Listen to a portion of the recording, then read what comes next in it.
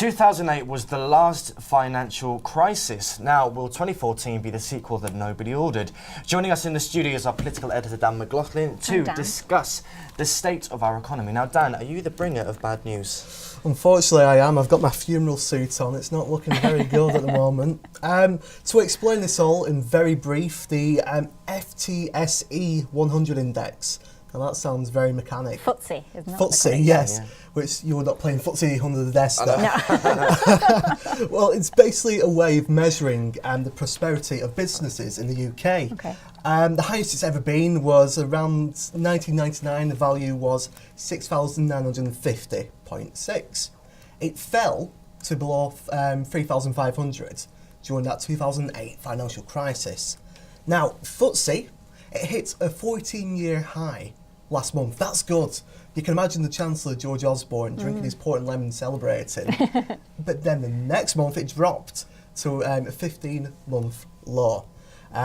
This was driven by fears of global growth.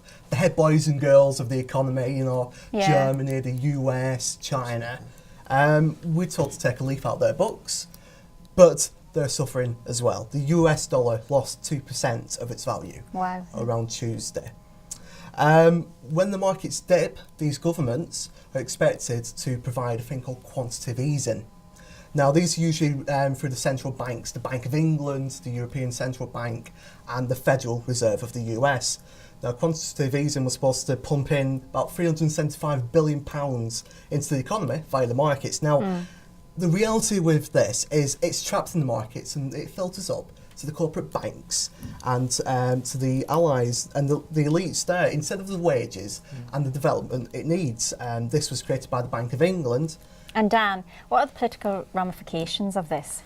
Well, 2015 is the year of the general election. Now, the key word that's going to go around David Cameron is the word legacy. Tony Blair's legacy was the Iraq War. Gordon Brown's legacy was the 2008 financial crash, the crisis. Could this potential crisis be Cameron's legacy? Is it the last hurdle?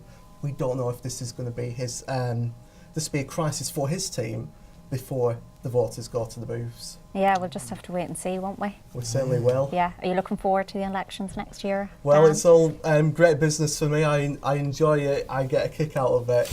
Now, this crisis in itself is going to be a crisis for all parties. There can't be point scoring because whoever takes up this mantle, if it's a Labour government, it's on their shoulder. And the voters will probably be confused who to vote for. The Labour government didn't handle the 2008 financial crisis well.